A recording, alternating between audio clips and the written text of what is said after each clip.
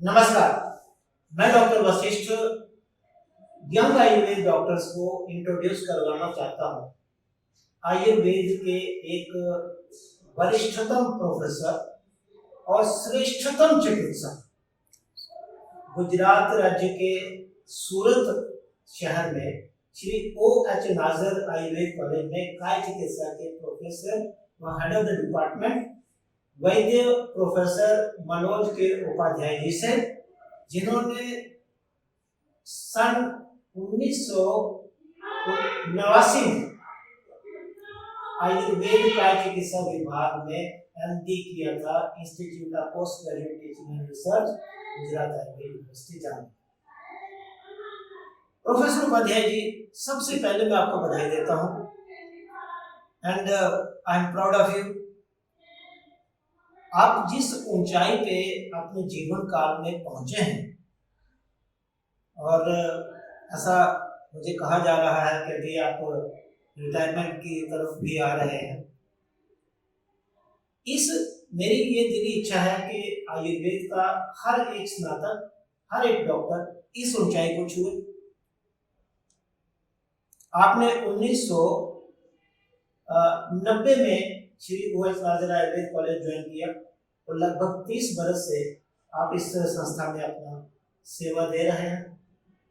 हजारों आपके विद्यार्थी हैं जो पूरी दुनिया में छाए हुए हैं, आयुर्वेद के डॉक्टर्स, और लाखों की संख्या में आपके पेशेंट्स हैं सूरत शहर में, गुजरात राज्य में, भारत में और विदेशों से। आपको अनुरोध ये है कि हमारे यंग आयुर्वेद डॉक्टर्स ऐसा क्या करें कि वो भी आप जैसा इस ऊंचाई पे पहुंचे और इतना बड़ा काम करें।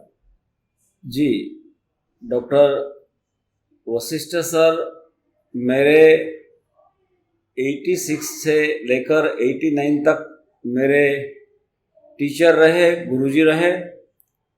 उनके पास मैं न केवल आयुर्वेद लेकिन आयुर्वेद के प्रति श्रद्धा और निष्ठा किस प्रकार होनी चाहिए मैं शर्मा साहब से, वशिष्ठ सर से मैं सीखा।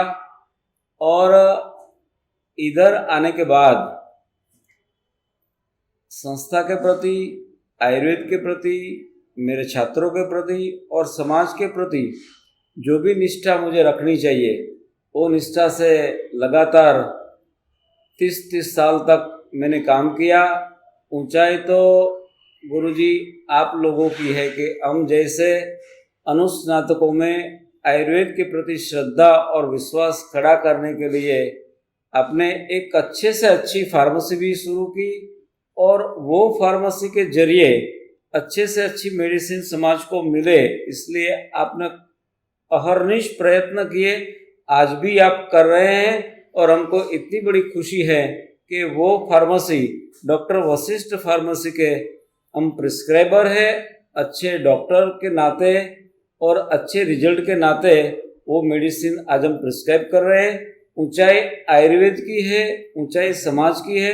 अच्छे लोगों को पेशेंट चुन लेते हैं, उनके पास जाते हैं और आयुर्वेद के माध्यम से अनेक दर्दियों में अच्छे से अच्छे रिजल्ट मिलते हैं, और हमारे छात्रगण भी वो देख के आयुर्वेद की प्रैक्टिस के तरफ अभी दिन प्रतिदिन बढ़ते बढ़ते वो लोग भी अच्छे परिणाम पा रहे हैं। डॉक्टर मनोज जी, आपने आपको याद करा ही दिया है, तो मैं भी इसमें यही ऐड करूँगा कि 1986 से 88 तक मैं IPGT under Jamnagar Gujarat Ayurveda university में काय चिकित्सा विभाग में अध्यापन में था। जब आपने एडमिशन लिया तो आप बहुत ही आज जैसे ही शांत थे, बहुत ही सुसभ्य, बहुत मेहनती, लेकिन मुझे अच्छी तरह याद है कि आप बहुत, जैसा आज बोल रहे हैं, धीमा धीमा बोलते थे, लेकिन आपके प्रश्नों का उत्तर देने में मुझे उस टाइम पे भी बड़ी कठिनाई होती थी। तो आप जिस गहराई से आयुर्वेद के प्रति निष्ठा रखते हैं, शब्द आपने एक बार बोला है, यंग आयुर्वेद डॉक्टर्स, मैं आपको कहूँगा कि ध्यान दीजिए कि प्रोफेसर मनोज उपाध्याय जी निष्ठा कह रहे हैं, तो आयुर्वेद के ऊपर निष्ठा रखनी बहुत जरूरी है। जो कुछ कहा गया है उसके ऊपर चिंतन मनन करेंगे। पर मेरा प्रश्न ये है डॉक्टर मनोज उपाध्याय जी कि आज का यंग आयुर्वेद डॉक्टर 10 साल पहले जो स्थिति थी वो कुछ और थी, जी। लेकिन आज जो Ayurveda young Ayurveda doctor college से निकलता है उसके अंदर एक ज्वाला होती है कि मैं आयुर्वेद का काम करूं। और मैंने देखा है इसी संस्था में आपके ओपीडी में सबसे ज्यादा भीड़ होती है। मुझे लगता है कि आप कभी कभी तो 200 से ऊपर ज्यादा पेशेंट देखते होंगे एक दिन में, और आपको लगता होगा कि रिटायरमेंट के बाद आपको थोड़ा आराम मिलेगा, लेकिन मुझे लगता है कि आपके पास आने वाले रोगियों की संख्या बढ़ जाएगी, आपका इतना बड़ा नाम है।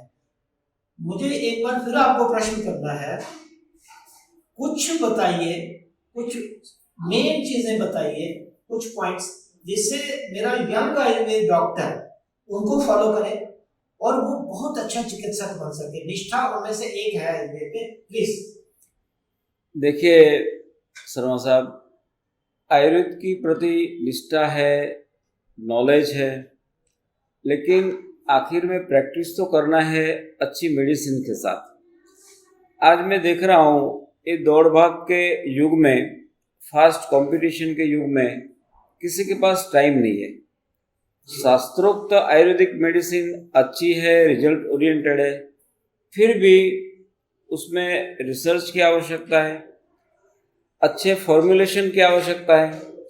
आप जैसे विद्वान और प्रतिभा संपन्न वैद्यों की ओर से समाज में फार्मेसी के नाते अच्छी मेडिसिन जिसमें रिसर्च हो, एक्सपीरियंस हो, जो उसमें कॉम्बिनेशन है वो कॉम्बिनेशन की भी एक सोच होनी चाहिए। आज सभी चीज़ों मिलाने से कोई रिजल्ट नहीं मिलता है। ये चीज़ अश्वगंधा के साथ गुड़ूची रखा, अश्वगंधा के साथ पिपली रखा, as for example doctor Vashishth pharmacy की टेबलेट इम्यून में, तो अश्वगंधा, तुलसी और पिपली का कॉम्बिनेशन ये कोरोना के पेशेंट के लिए पोस्ट कोरोना के स्टेज के अवस्था में कैसे काम करेगा, वो जब भी फार्मेसी की प्रोडक्ट बनाने वाले जो लोग हैं, उसके मैन्युफैक्चरर्स है, उनके पास यदि नहीं है तो आज आने वाली जो पीढ़ी है वो आपकी दवाइयों में विश्वास नहीं करेगी।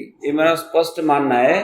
तो सबसे अच्छी चीज़ क्या है कि रेडीमेड सबको चाहिए, इंस्टेंट सबको चाहिए। नई पीढ़ी को इंस्टेंट चाहिए, रेडीमेड चाहिए, लेकिन रिजल्ट भी मिलना चाहिए, क्योंकि रिजल्ट मिलेगा तो उसकी प्रैक्टिस चलेगी। यदि रिजल्ट नहीं मिलेंगे तो प्रैक्टिस कैसे चलेगी।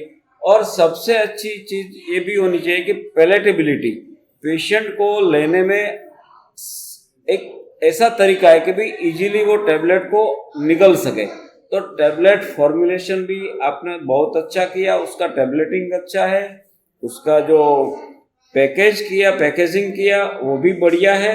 और सबसे अच्छी चीज़ ये है कि आपका जो कॉम्बिनेशन है वो पूरा शास्त्र सम्मत है। आपने पिपली डाला, महर्षि चरक ने लिखा कि पिपली प्राणवह स्रोतोस की सबसे अच्छी रसायन ड्रग है। तो ये सोच सभी फार्मेसी के पास आज नहीं है। तो आप मेरे गुरुजी है, आपकी फार्मेसी की आप मेरे गुरुजी है, इसलिए मैं सराहना नहीं करता हूँ। जो बेस है आपका फंडा है वो बहुत क्लियर है, और वो ही चीज आने वाले छात्रों को चाहिए। बहुत बढ़िया डॉक्टर मनोज उपाध्याय जी आपने बोला। I am really proud of you. आप इतनी गहराई तक जो आपका उस तथ्य है, जो तत्व है वो आपने बता दिया। तो आपका ये कहना है, मैं आपके इस कथन को सिंपली मैं बोल दूं कि जो भी आप फार्मुलेशन बनाते हैं या किसी का बनाया हुआ यूज करते हैं, पहले देखिए क्या वो साइंटिफिक है, क्या उसमें उतनी थोड़ी सी औषधियां हैं जो काम करते हैं, उसको ठीक से बनाया गया है, साइंटिफिकली बनाया गया है, अच्छी तरह पैकेज है ताकि पेशेंट ले सके। तो ये आपने इन सब चीजों को पिछले 30 बरस फॉलो किया। yes. आपका कहने का अभिप्राय है, तो आपने इनको फॉलो किया और इस कारण भी आपके पास आने वाले पेशेंट्स की संख्या बढ़ती गई। yes. लेकिन मैं एक बात आपसे कहना चाहता हूँ, मैंने अपने आंखों से देखा है जो बहुत सारे पेशेंट्स जो कहीं ठीक नहीं होते वो आपके पास आते हैं और आप उसमें हिम्मत दिखाते हैं जी। उन पेशेंट्स को भी ले लेते हैं जहां बाकी लोग हाथ खड़े कर देते हैं। तो ये हिम्मत कहाँ से लाते हैं?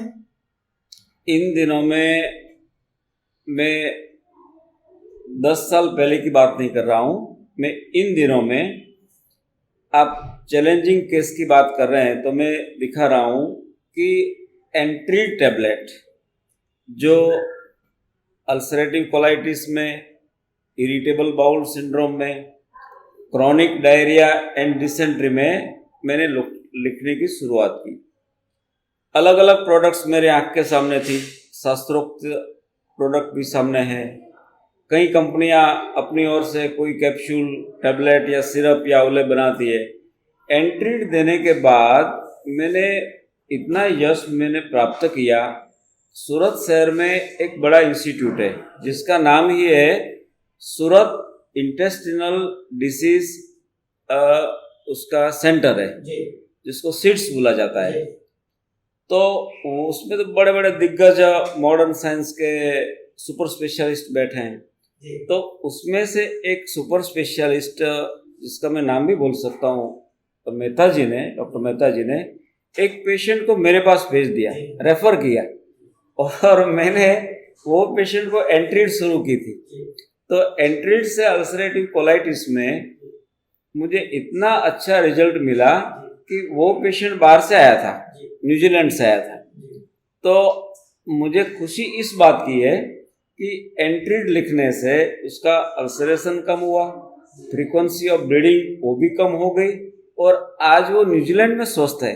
मुझे इतना प्राउड है कि ये फार्मेसी की दवाई ने न केवल आयुर्वेद को, न केवल मुझे, लेकिन समग्र भारतवर्ष को इतना प्राउड दिया कि न्यूजीलैंड में वो मेडिसिन पहुंच गई, और वो मेडिसिन इतनी इफेक्टिव रही कि डॉक्टर मेहता जी ने ऐसा बोला कि अभी जो मॉडर्न साइंस की जो मेसाकोल वगैरह चल रही है, सिसाप्राइड चल रही है, वो मेडिसिन की जरूरत नहीं है।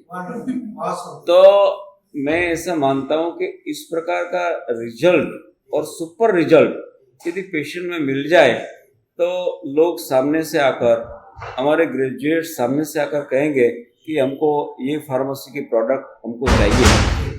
आज प्रचार प्रसार का युग है, प्रचार प्रसार का माध्यम है, लेकिन जब रिजल्ट मिलेगा, लोग समाज से और स्नातक वर्ग कोई भी कोने में से आकर कहेंगे कि ये प्रॉब्लम के लिए हमको यही फार्मेसी की यही दवाई चाहिए। धन्यवाद, आप इतना विश्वास करते हैं, हमारा भाग्य है। लेकिन मैं यंग डॉक्टर्स को बताना चाहता हूँ आपके गुण, क्योंकि आप बताएंगे नहीं। डॉक्टर प्रोफेसर मनोज उपाध्याय जी बहुत विनम्र हैं। जो अपने जीवन में मैं जिन बहुत शांत व्यक्तियों को जानता हूँ, वो उस तरह से आप शांत हैं, और करुणा है आपके अंदर। हर एक पेशेंट को वो समान भाव से देखते हैं, और बहुत बड़ी बड़ी संस्थाएं हैं, उनमें से कुछ साधु संन्यासियों की भी संस्थाएं हैं, जैन्स की भी हैं, जो आपके प्रति बड़ी श्रद्धा रखते हैं। इसका कारण ये है कि आप बहुत पवित्र हैं, सरल हैं, और सबके प्रति स्नेह भाव रखते हैं। तो मुझे ऐसा लगता है यंग डॉक्टर्स, मैं हमेशा आपसे सीखता हूँ आके, कि मैं भी इतना शांत हो सकूं और सरल हो सकूं। तो अगर आप अपने पेशेंट के साथ बहुत विनम्रता से, स्नेह भाव से, और दूसरा मैं आपको ये कहना चाहता हूँ जी, जो पेशेंट को आप एग्जामिन करते हैं, और मुझे मौका मिला देखने का, तो वो बहुत अच्छा है। आप बहुत मेटिकुलसली, बहुत डिटेल में पेशेंट को एग्जामिन करते हैं, और ये भी आपको करना चाहिए। आयुर्वेद के प्रति श्रद्धा रखना, पेशेंट को एग्जामिन करना, पेशेंट के साथ अच्छा बिहेव करना, ये तो है। पर आपने कहा कि, मैंने प्रश्न किया कि इतना बहादुरी कहाँ से आती है, ऐसे ऐसे पेशेंट्स को आप ले लेते हैं जिनको कोई दूसरा नहीं लेता। तो उन्होंने श्रेय जो है कंपनियों को दे दिया। लेकिन मैं कहता हूँ कि आप बहुत धीर गंभीर हैं, लेकिन आप बहुत स्ट्रांग हैं। मैं आयुर्वेद के चिकित्सकों को, यंग आयुर्वेद डॉक्टर्स को मैं ये कहना चाहता हूँ कि आप उसी तरह से स्ट्रांग बनिए। प्रोफेसर डॉक्टर मनोज उपाध्याय जी, मैं चाहता हूँ आप यंग आयुर्वेद डॉक्टर्स को कोई 3 चीजें और बताएं जिससे वो अच्छे चिकित्सक बन सकें, या अच्छे अध्यापक बन सके। आप बहुत अच्छे अध्यापक हैं। आपको मैं सूचित कर रहा हूँ कि आपके जो स्टूडेंट्स हैं वो आपकी पूजा करते हैं, वो कभी मुझे मिलते हैं और आपका नाम लेते हैं, तो उनके लिए फिर दूसरा कोई नहीं रहता है, वो आपकी पूजा होती है। पेशेंट्स आपके बड़े अच्छे हैं। तो कुछ टिप्स दीजिए कि जो 3 टिप्स दे दीजिए जो अभी तक आपने नहीं बोले हैं। आने वाली पीढ़ी को मेरे अभ्यास से, मेरे अनुभव के माध्यम से मैं शर्मा साहब यही चीज़ कहना चाहता हूँ कि आप जैसे गुरुजी ने हमको पहले से सिखाया कि आप हमेशा पूरी जिंदगी के माध्यम में आप विद्यार्थी बने रहे। सतत अध्ययनम वादः परतंत्र अवलोकनम तत्विद्य आचार्य सेवा बुद्धि मेधा करो गणः, ये जो सूत्र है वो हमेशा मैं याद रखता। भाई सिर्फ बादाम खाने से बुद्धि नहीं बढ़ती है, बुद्धि मेधा करो गणः, उसके लिए सतत अध्ययनम। एक मरीज हमारे पास आया, वो हमारा एक अभ्यास का विषय है, तो सतत अध्ययन शास्त्रों का करिए। शास्त्रों का अध्ययन करने के बाद रुग्णों का अध्ययन करिए, और रुग्ण और शास्त्र शरीरे चैव शास्त्रे च द्रष्टार्थः स्याद् विशारद द्रष्ट श्रुताभ्याम संदेहम अवापोय्य आचरेत क्रिया। भाई चिकित्सा मार्ग में वैसे ही प्रवेश नहीं किया जाता है। चिकित्सा मार्ग में प्रवेश करने के लिए आपके पास अभ्यास चाहिए, शास्त्रों का अभ्यास चाहिए और शरीर का अभ्यास चाहिए, एक चीज। दूसरी चीज, जो भाई युद्ध में लड़ना है तो लड़ने के लिए हथियार तो चाहिए ना, तो हथियार है वो औषध है। और औषध भी जो आप फॉर्मुलेशन यूज कर रहे हैं उसके पीछे कोई साइंस होना चाहिए, उसके पीछे कोई शास्त्र होना चाहिए, कड़ी मेहनत होनी चाहिए। ये चीज को उठाया, वो चीज को उठाया, मिलावट कर दिया, ऐसा नहीं चलता है आज के युग में। आने वाले लोग आपको क्यों क्यों क्यों ऐसा क्वेश्चन करेंगे, ये चीज आपने क्यों डाली। तो आपके पास जो हथियार है वो मजबूत होने चाहिए, पावरफुल होने चाहिए और इफेक्टिव होने चाहिए। आप जो हथियार से लड़ रहे हैं वो इफेक्टिव नहीं है तो आज नहीं तो कल वो पेशेंट आपके पास से चला जाएगा। तो दूसरी चीज, अच्छी फार्मेसी के अच्छे औषध आपके पास होने चाहिए। और तीसरी चीज, मैत्री कारुण्यम आर्तेषु सख्ये प्रीति उपेक्षणम, चरक का जो ये सूत्र है। और एक बार एक विद्वान व्यक्ति ने मुझे पूछा मेडिकल साइंस के कि भाई आयुर्वेद में कोई हिपोक्रेट्स के एथिक्स लिए जाते हैं कि नहीं। मैं यंग था, आज भी मैं युवान हूँ, मन से युवान हूँ। मैंने जवाब दिया था कि हिपोक्रेट्स के एथिक्स के आगे भी महर्षि चरक का एक सूत्र आपके हॉस्पिटल के सामने लिख दो, विशक अपि आतुरान सर्वान स्वसुतान इव पालेत। इससे बड़ी एथिक्स कोई दुनिया में हो सकती नहीं है। सभी मरीज जो आपके पास आता है उसको अपने बच्चे की तरह संभालो। तो पहली अभ्यास, दूसरे उत्तम औषध के प्रति श्रद्धा, और तीसरा रुग्ण मात्र के प्रति करुणा का भाव, उसको अच्छे करने का भाव। ये 3 चीज यदि आपके जीवन में आ जाएगी तो सफलता आपको ढूंढ ढूंढ करके आपके पास मिल जाएगी। बहुत सुंदर वैद्य प्रोफेसर मनोज उपाध्याय जी, सचमुच बहुत सुंदर व्यक्ति है। आपका मन सुंदर है, आत्मा सुंदर है और ज्ञान आपको बहुत है, अनुभव बहुत है। सच तो ये है कि आज की ये जो प्रश्न है ये मेरी सहयोग नहीं, मैडम प्रीति खबरकर जी को करनी थी, लेकिन आप मेरे इतने स्नेही हैं कि मैंने सोचा कि ये मैं आपकी जगह मैं करूँ। इसके लिए मैं भी भाग्यशाली हूँ कि आपका लाभ आज मुझको मिल गया।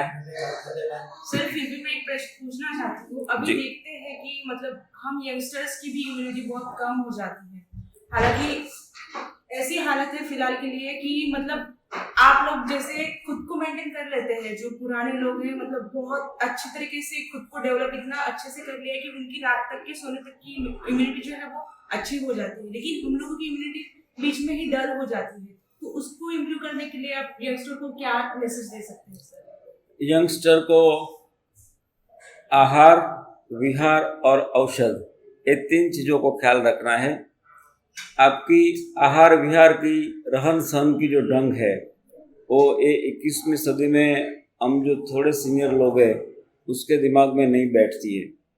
आपको कब जगना, कब सोना, क्या खाना क्या नहीं खाना, भाई जिस देश में आपका जन्म हुआ है उस देश का आहार अन्न आपको लेना चाहिए, क्योंकि इस पंच महाभूत का जो ये शरीर का संगठन है और इस संगठन में जिस देश की ऋतु, हवामान, पानी, अनाज जो आपकी बॉडी के लिए सूटेबल भगवान ने निर्माण किया है, तो वही देश के अन्न पानी से आपका विकास होगा, आपकी इम्यूनिटी बढ़ेगी।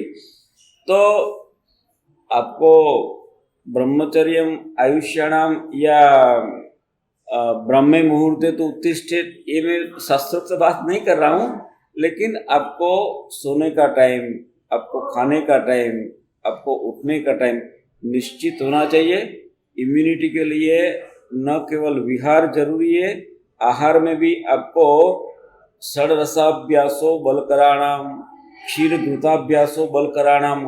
आपको घी की जो स्मेल है वो पसंद नहीं है, आपको दूध पीना नहीं है, और गाय के दूध के बारे में, गौ घृत के बारे में, गौ के नवनीत के बारे में आपको पता नहीं है। तो ऐसी स्थिति में जंक फूड, फास्ट फूड, ये चाइनीज फूड आपको ज़्यादा पसंद है। तो न केवल स्वाद का विचार करिए, लेकिन जो ठोस है, जो मजबूत है, जिसमें कैलोरीज की वैल्यू अच्छी है, न केवल कैलोरीज लेकिन उसमें न्यूट्रिशनल वैल्यू अच्छी है, ऐसे डाइट पे प्रति आप ध्यान रखिए, सोने में ध्यान रखिए। और इम्यूनिटी बढ़ाने के लिए अश्वगंधा है, गिलोय है, तुलसी है। आज अच्छे आंवले की प्रोडक्ट आपको मिलती नहीं है, प्रचार प्रसार होता है, मीडिया में दिखाई पड़ता है कि ये 6 पैक्स वाला शाहरुख खान दिखाई पड़ता है, वो आपका आदर्श है। तो वो आदर्श के साथ आप ढूंढिए कि वो कैसे 6 पैक का बना। वो अश्वगंधा का सेवन करता है, आंवले का सेवन करता है। तो जिन फार्मेसियों ने इस प्रकार की अच्छी जो प्रोडक्ट बनाई है, जिसमें अच्छी चीज रखी हुई है, न केवल मीडिया के सामने देख के करिए, लेकिन अच्छे वैद्य के पास जाके आप पूछिए कि मेरी बॉडी के लिए कौन सी सीजन में कौन सी दवाई इम्यूनिटी को बूस्ट करने के लिए मुझे लेनी चाहिए, कब तक लेनी चाहिए, किस डोज में लेनी चाहिए, और कौन सी फार्मेसी का सिलेक्शन करना चाहिए। Selection of the pharmacy, selection of the drug, selection of the vaidya and selection of the diet बहुत इंपॉर्टेंट है। आज मेरे पास बहुत से लोग आते हैं, सर मैं जिम में जाता हूँ, ठीक है, एक्सरसाइज जरूरी है, लेकिन वहाँ जाकर प्रोटीन कंटेंट्स वाले ये प्रोटीन्स लेने की आपको क्या जरूरत है भाई? आयुर्वेद के बहुत से सारे औषध है, बहुत से सारे अन्न आहार द्रव्य है जिसमें प्रोटीन भरपूर है, कैल्शियम भरपूर है, आयरन भरपूर है, वो चीज को आपको पता ही नहीं है जी। और आप बात कर रहे हैं मेरे साथ इम्यूनिटी की बात कर रहे हैं। जिस चीज में जो चीज भगवान ने रखी है वो चीज का तो आप पता लगाइए। आयुर्वेद के अंदर भरपूर ये सभी चीजें, और विदेश के लोग अच्छा प्रोटीन के लिए, अच्छे कैल्शियम के लिए, अच्छे आयरन के लिए, इवन डिप्रेशन की स्थिति में अच्छे ब्रेन टॉनिक के लिए आयुर्वेद के प्रति देख रहा है, और आपका जो दिमाग है, आपके जो चश्मे हैं वो विदेश के आप पहन रहे हैं। जी जी, तो बहुत सुंदर, thank you so much sir, बहुत सुंदर। फ्रेंड्स, यंग आयुर्वेद डॉक्टर्स, आज ये शुरुआत है, ये एक फाउंडेशन वीडियो है प्रोफेसर वैद्य मनोज उपाध्याय जी के साथ। हम इनके 30 बरस के अनुभवों को आप तक जरूर पहुंचाएंगे। आगे आने वाले दिनों में हम ऑनलाइन वीडियोस बनाएंगे और आप तक वो अनुभव इस तरह से आ जाएंगे कि आप उनका प्रैक्टिस में उपयोग करेंगे। और मुझे पूरा विश्वास है कि आप भी इतने ही बड़े वैद्य समय के साथ बनेंगे और आने वाले वीडियोस में प्रीति जी ही अंकित करेंगे। आज मैंने ये अवसर दिया। प्रोफेसर मनोज उपाध्याय जी, बहुत अच्छा लग रहा है, आप बहुत ऊंचाई पे आ गए हैं। I am proud of you. मैं केवल ये चाहता हूँ कि हर आयुर्वेद डॉक्टर आप जैसा हो।